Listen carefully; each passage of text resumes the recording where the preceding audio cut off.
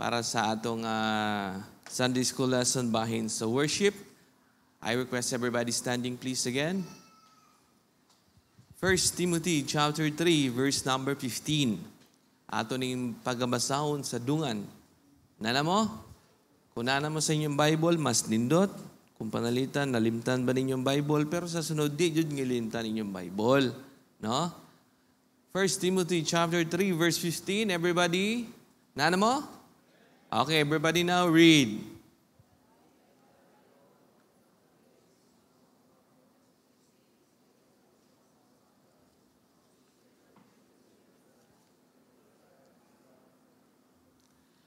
Okay, so akong utron pagkabasa ha.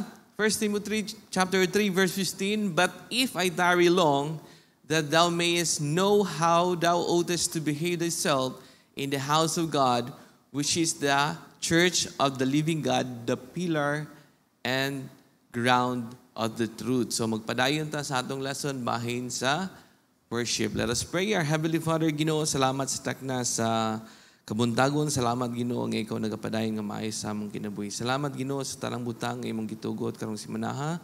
Salamat sa pangapanalangin. Salamat sa tanang blessing. Salamat sa proteksyon nga ikaw naghahatag. Salamat, Ginoo, bisan pa sa muusap yung mga trials nga naabot sa among kinabuhi. Apan, Ginoo, ikaw faithful para sa among kinabuhi. Dear Father God, nagapray mi sa among Sunday School, ikaw magapadayon nag-bless sa matagusa.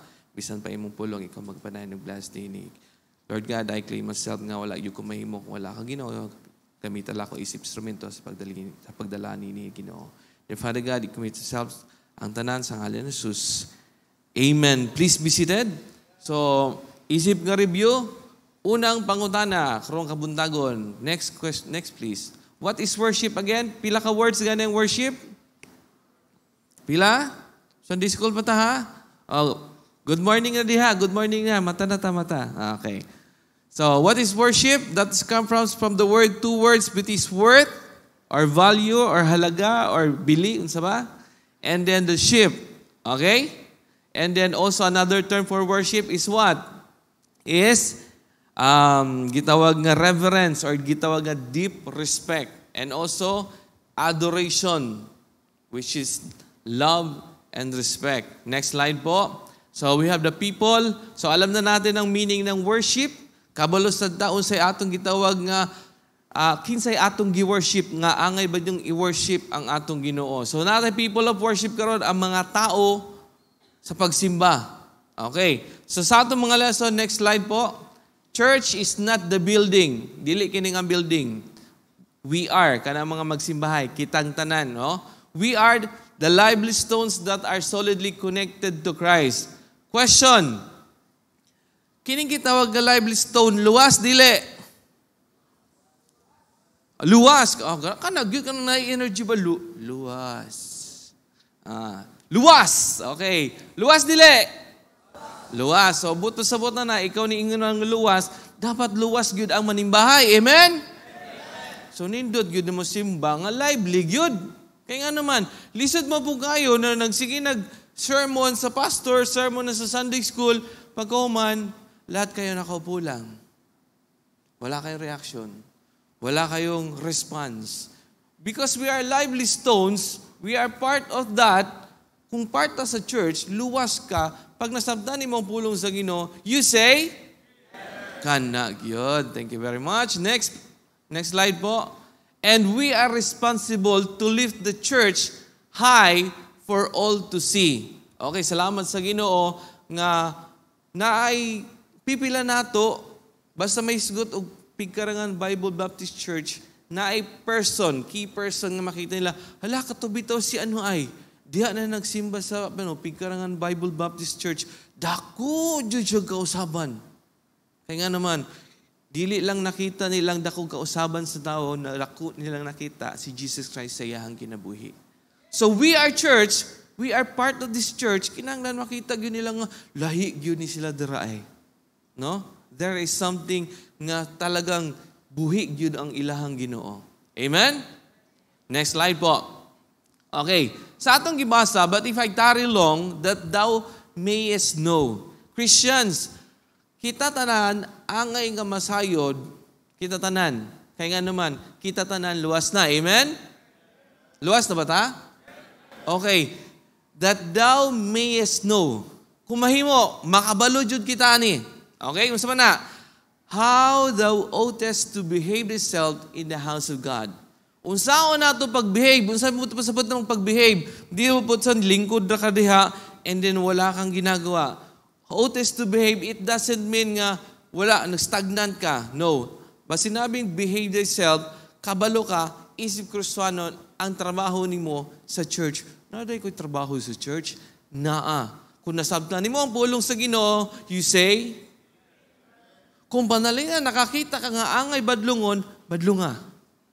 Kung panalitan nakakita ka, panalitan na isag, na, grasya sa Ginoo, no? Basta maabot sa church, o di lagi tayo maglimpyo, kaya nga naman, may naglimpyo, no?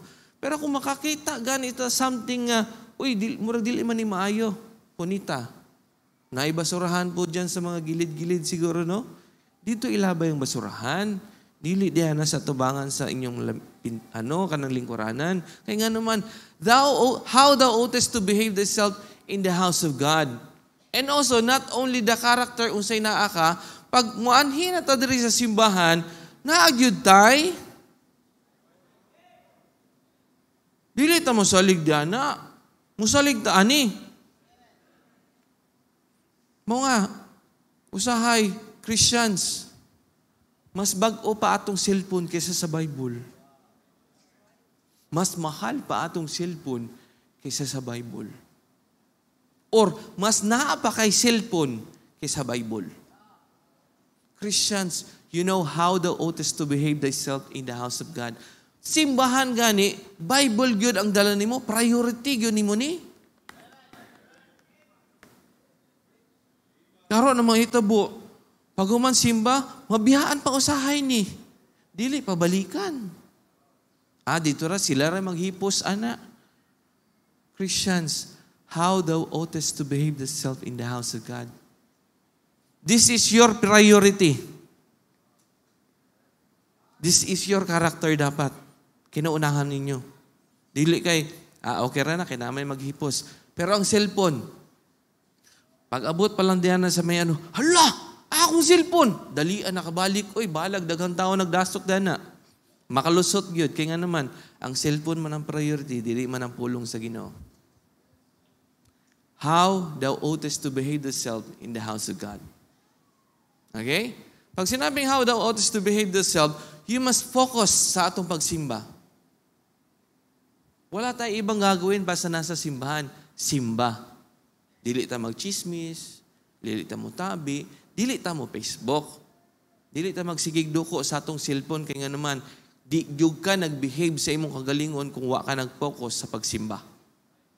Kaya nga naman, dili cellphone inyong gianhi dire ang pagsimba. Wa po ko nasuko. Naara na sa pulong sa Ginoo. Okay? Which is the church of the living God.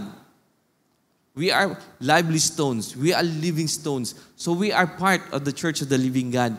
So the pillar and ground of truth.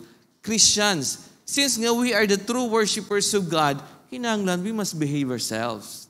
Not only in the church, but also outside the church. Amen? Kaya nga naman, maingon silang, hala, simba-simba kada Domingo, pero kinaiya, labaw, pamanamo. Agoy. Okay? So I hope nga makakita sila na pag testimony nga, taga-asa di ka nagsimbahan, Pigarangan Bible Baptist Church, hala, narabo ko'y kaila da, pero tinubuutan na. Ninduta dyan, akong amigo dana, grabe yun. Sa una, aning kinaiya, karon lahi na yun. Base ng uban, mga inyo, ang kinaiya niya sa una, ani, pag abot dihana ninyo, ni samot. Ang napatay. I hope dili ha. Kaya nga naman, Christian, kung tinuod ka kita luwas, na-adyoy ka usaban sa atong kinabuhi. Next slide po. Be an example.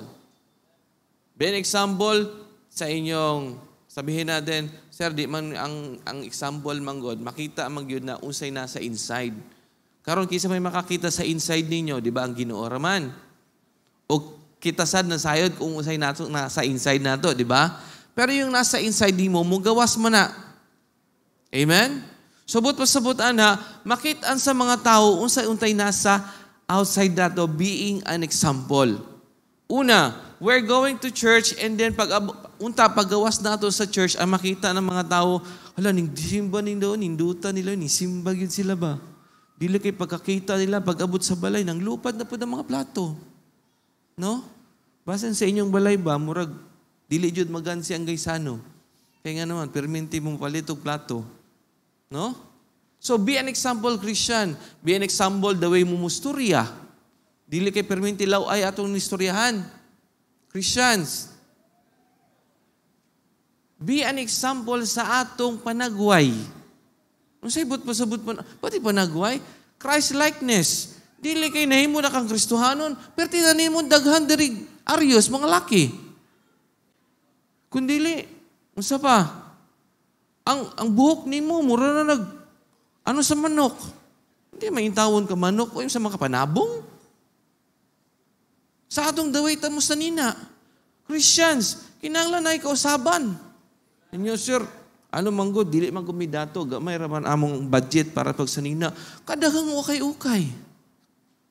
Simpleng laba, simpleng gamay plansa. Ay, ayos na. Ako, dili ko manaway ha, pero ingani. Wani ganito sa church, atong tarungon atong sa nina. Dili kay pagmata ni mo, hula, simba na. Gihulbot rito sa kabinet ang sanina, gisuot. Pag-abot ni mo dari, apason ka plansa. Kung saan pag-glorify sa Ginoo nga ang plansa may muapas ni mo, dili man panalangin. Amen? So Christian, be an example. Wa ko nakasuko ninyo ha. Nag-lecture lang po ako. Next slide po. I-next mo na. Okay. Matthew chapter 5 verse 14. Ye are the light. Kabalo mo sa light? Gamay ra na kabalo. Diri ra ko musturya kay kamura may nitubag. Kabalo mo sa light? Oy, nana nitubag diri. Apilo na nako sila. So, ang light gani, sama ana. Pero dili yung bulb ang light. Yung kahayag. Christians, we are the light of the world.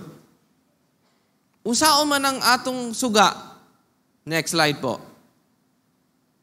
Sige na, next slide mo na yan. Verse number 16. Let your light so shine before men that they may see. Subot mo sabot, kung naay kahayag, kakita gid sila. Amen? Kung kangit-ngit, wag gid sila makita. Ay, di ba? Okay. That I may see your good works and glorify your Father which is in heaven. Kung tanawon nimo, Christians, kahayag ta kay nga naman, ang kahayag nato, dili kita. Dili kita. Ang kahayag nato si Jesus Christ. Kaya nga naman, aron makakita sila nga, lahi na lagi to sila. Tinuod yun ilang Diyos. Makaingon sila, glorify your Father which is in heaven. Mga kita Kristohanon, be an example. Conversation, the way ka musturya, sa atong trabaho. Dili kay nagtrabaho ta. Unsa man ni siya? Ano na siya? Trabahante na siya? Kanya, nga natapulan mang kayo. Unsa the religion ana? Baptist, dito na nagtrabaho, nagsimbahan sa pigkarangan, napatay. Di ba? So, glorify your Father. I hope nga sa atong Christian life, makita gyud si Kristo. Okay? Next. So, ye are also lively stones are built in spiritual house. Again, ulitin ko po. We are lively stones. Since nga we are lively stones, we are built in a spiritual house. So, kita ang church, an holy priesthood to offer up. Since nga we are the holy priesthood, kita ang mo-offer. But pasabot ng kita mo-offer, kita ang muhimo. Christian, sa atong pag-worship, kita tanan na ay parte. Dili lang, nilingkod lang kadira, and then you're doing nothing. We have the part to offer up something sa atong Ginoo. Hilom lagi ta. Wala may i-offer karon. Sir, wala may offering. Hindi lang po yun, kwarta, isgutan nato. Diba? Unsa may pinaka-the best na mahatag nato sa Ginoo, ang atong kagalingon. Kaya kung nahatag nato ang kagalingon, bisan unsa pay gihatag sa Ginoo nimo, pwede mo na ibalik. Di ba? Next po. Worshippers are holy priesthood. Holy ha? Dili kay priesthood lang. Holy priesthood. It doesn't mean nga balaan yun siya. Mahimot ang be an example, be holy. No? Lively stones and save people. Kanang worshippers, ang tinuod nga magsisimba, kanang yumutubag basta nakabalo sa pulong sa Ginoo.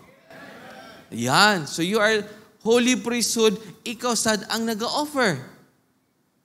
Wala na. Basta maganig offer, parang kwarta yung gisgutan, no? Dili lagi. So holy priesthood, nagyo na gina-offer. Okay. And a saved person is a what? Grateful person. Kaya naman, luwas good ta. Salamat sa Ginoo nga ako na luwas. Dili tungod kay maayo ko nga tao, dili tungod sa atong Ginoo. So, mugsimbag yun ta sa atong Ginoo. We are the true worshipers. Next. Also, your lively stones, unholy.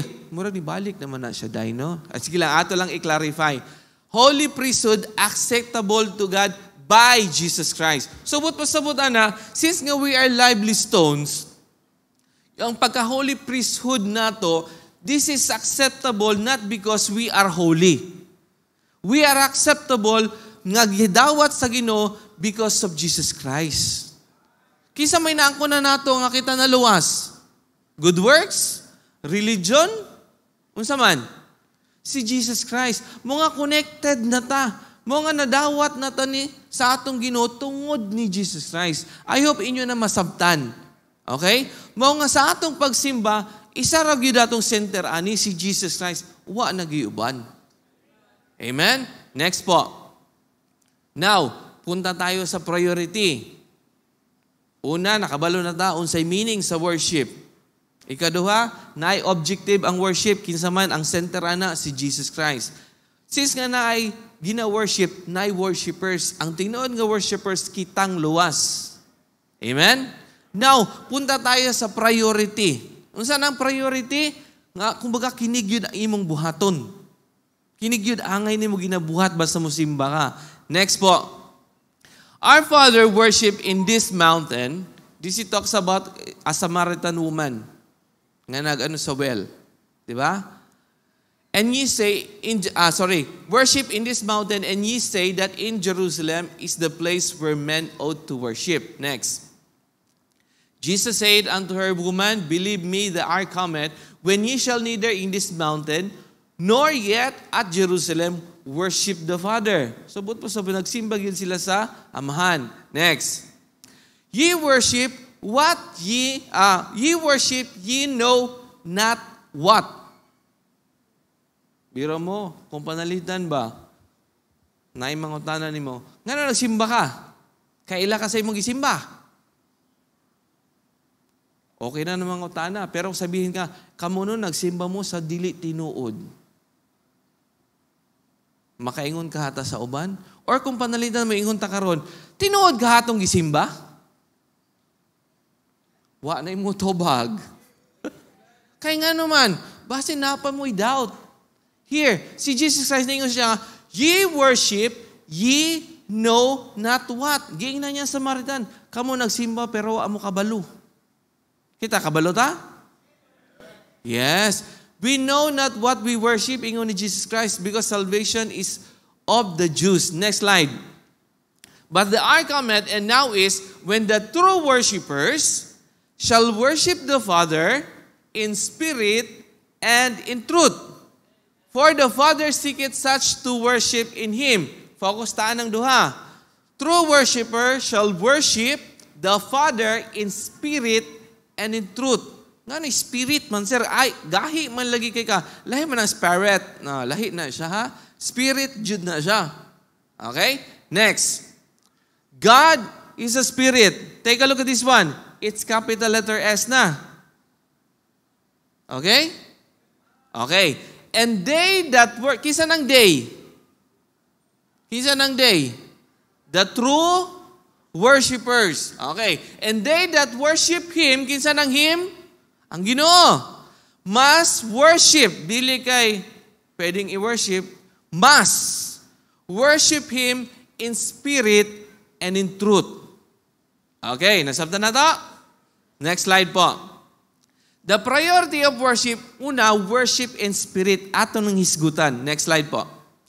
John chapter 3, verse 6 to 7, that which the born of the flesh is flesh. Nakuha na to? Kung ikaw na tao, sa unod yun na. Okay? And that which is born of the Spirit, capital letter S, is Spirit. Ninggamay na. Okay? Nasabtan na to?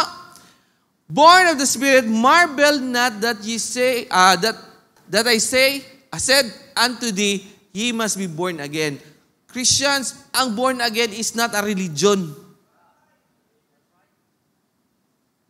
Dili ni religion. Muna nahitabo na to. Kung kita nakadawat ni Jesus Christ, we are being born again. So, ang uban mo, sa mga religion mo, born again. Kung born again ka na kay kausaban, dili kay ka mag-worship, yeah! Woo! Napuno ko sa balaang espiritu. Pag sure, oy. Napuno ka sa balaang espiritu, tapos muyaw-yaw, padyo ka, ano nga naman, naka-speaking of tongues. Wala na pong speaking of tongues karon kaya nga naman nanang pulong sa Ginoo. Ang speaking of tongues para sa kasayuran sa tanan, ang speaking of tongues sa una, tungod kay naay mga person sa una nga lahi og languages. Karon kay syempre kung panalitan ako Hebrew, palitan Pinoy ako. Tapos naadiri Amerikano, naadiri siguro siguro basta lahi-lahi country siguro, lahi-lahi languages. Pero, mustorya kong Pilipino, pero kamutanan, nakasabot. Muna ibot pasabot ng speaking of tongues. Karon kayo wala naman na may translation. So, wala na yung nga do. Karon, speaking of tongues, pag mugyaw-yaw sila yung nga na, mata nakasabot. Nakasabta na to? So, walang speaking of tongues, sa una pa to. Dili na karon. Kaya nga naman, kung tanawin ni mo, nagsimba ta sa Espiritu. Christians, hope nasabtan ninyo na. In whom ye also trusted, after that ye heard the word of truth, sa Bible, the gospel of your salvation, and in whom also after that ye believed, ye were sealed with the Holy Spirit of promise.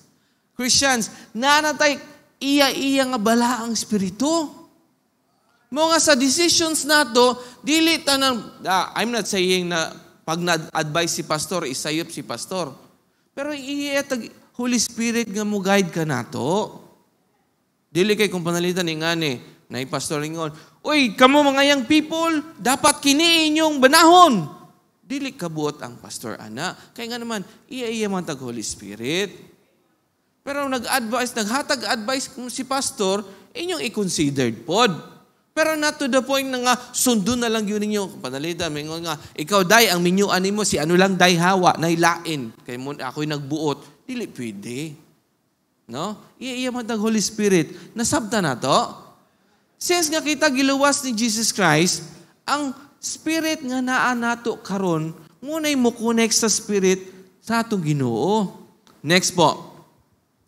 Okay. Now He, kisa ng He? Atong isgutan, the Holy Spirit. Now He which established us with you in Christ and hath anointed us. Kinsa nag-anointed nato?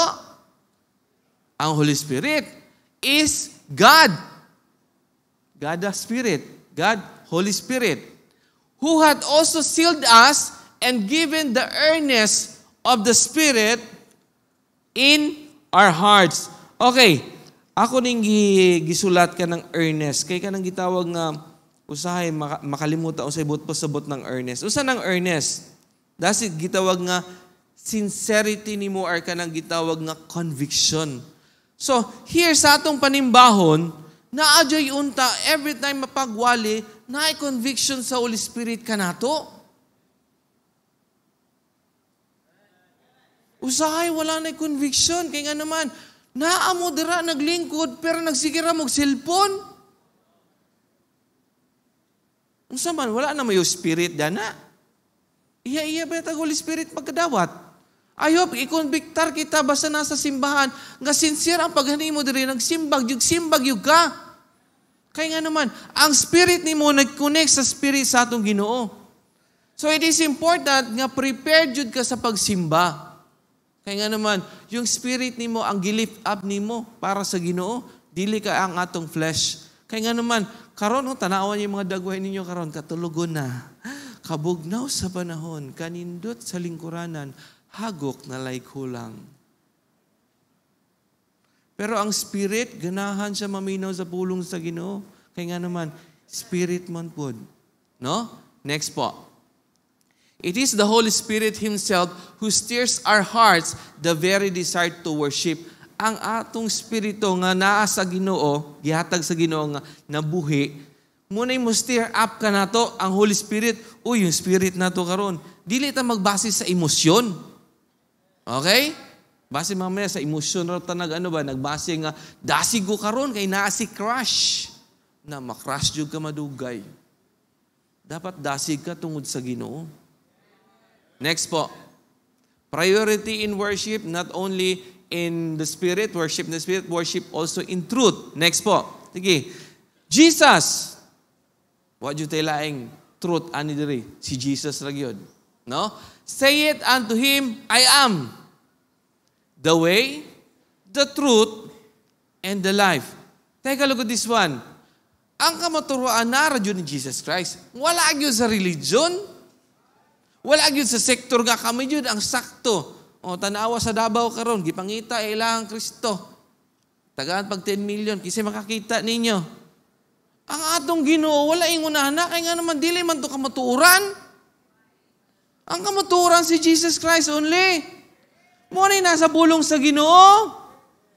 Dili kay mga tumugdabo kay pangitaan ninyo ang atong Ginoo kay nga naman ay 10 million. Pag sure mo oy, labaw pa sa panalangin nga 10 million kung si Jesus Christ ang naani mo. Next po.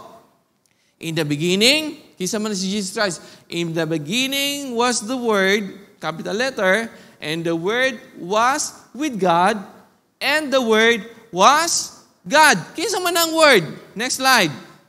And the Word was made flesh and dwelt among us. And we beheld His glory, the glory as of the only begotten of the Father. Kinsa man na? Si Jesus. Unsa man niya? Full of grace and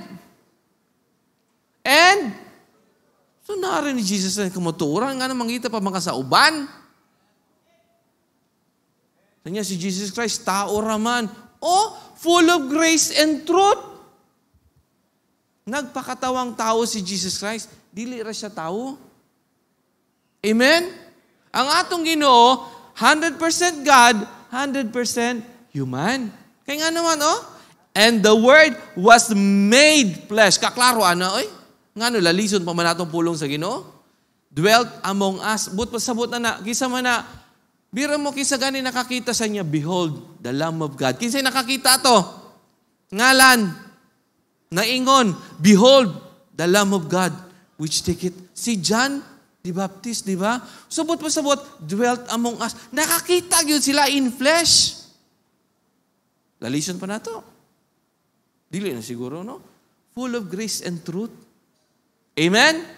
So sa atong pagsimba, kamatuoran ra gyud ta, wala tay kanang lipod-lipod ta kay namang ko isahin nga ni no. Dili ko gusto siya pasakitan. Kay nga naman kay basin ingnan ko niya judgmental. Di ba? Muna yaman sa uban or kanang sabihin, grabe ka harsh nimo oy, wadyo kay lipod-lipod. Ang kamatuoran, kung dawaton nimo nga sakit, yes, sakit na, but that's the truth. Sakit na siya. Pero kung dawaton nimo anindutan na oy, alang-alang i-comfort ta mo guys. Nga mo comfort pa man ko guys ninyo. Nga ang pulong sa Ginoo, this is the truth. Kung sakit ni siya para ninyo, labaw pa na sa nag-una, nagstorya ninyo. Kaya nga naman, gitunan, halas kitaan niyo, Ginoo, salamat sa Ginoo nga nagpa-remind yung ka na mo. Dili kay pag nasakitan mo, manloodayin mo, di na mo musimba. No. Kung ikaw naigo sa kamatuoran, dawata na, balik sa atong Ginoo. Kaya nga naman, wala adyo'y kamatuoran sa uban na aradyo ni Jesus Christ. Next slide po. For the law has given Moses, but grace and truth, wala na gyud. Came by, wala nagilain ay. Wala nagilain. Si Moses, ang gihatag niya law. Pero na Jesus Christ, the grace and the truth. Next po. Okay. All scriptures, this is also part of it. All scripture, tanan. Dili pipila, tanan. Dili kayo sa inyo, kinira ang ganahan nako kay kinira gyud mo comfort sa kong kasing-kasing. Pero murag kini siya sakita pud ani oy, no? Lalo na kung maingon siya nga wala pa na, moingon siya nga this is just an example ha. Hapit na akong time. Sa atong pag-witness, dili po nato diretsuhan og kamo no, nagtuo bagyod mo kita tanan anak sa Ginoo, taas kamot. Mutuo mo kita tanan anak sa Ginoo? Pipila lang. Ang uban ani, nasa John chapter 8 verse 44. Hear the father the devil. Basin. Christians, kung mustorya ta sa mga unbeliever, bahin sa year the father the devil, sakit na para nila. Kaya nga naman, muklaim biya po na sila nga, anak biya ko sa Ginoo. Kung anak ka sa Ginoo, nakadawat ka ni Jesus Christ. Pero kung wa ka nakadawat ni Jesus Christ, ye are the father the devil. Anak nyo ka sa yawa, sakita ni mo, oy, mo na nasa bulong sa Ginoo. All scripture is given by inspiration of God. And it's profitable for doctrine, for reproof, for correction. Kung na kayo nasayop, pulong sa Ginoo, ikorekta. And instruction in righteousness. Kabalutan nga pulong sa Ginoo mo, hatag yun natong instruction, kini ang himua, kay para dili jud ka makasala. Di ba? Unsaon man, abstain from all, what? Hala?